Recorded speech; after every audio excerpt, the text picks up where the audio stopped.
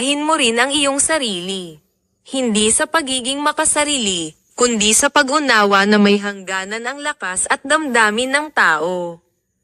Walang ibang higit na may pananagutan sa iyong kapakanan kundi ikaw mismo. Napapagod ka rin, nasasaktan, at nauubos kaya minsan, nararapat lang na ikaw ang pagbigyan. Hindi kasalanan ang magbago kung ang layunin ay pagbutihin ang sarili.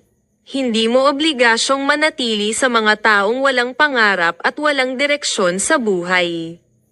May mga taong kailangang iwan hindi dahil masama sila, kundi dahil hindi na sila sabay sa iyong paglago. Hayaan mong ikaw ay umangat kahit maraming bulong sa iyong likuran. Kapag sinabi nilang ikaw ay nagbago, tanggapin mo dahil totoo. At kung ituring ka man nilang kalaban, huwag kang matakot. Madalas, ang galit ng iba ay refleksyon ng sarili nilang kahinaan.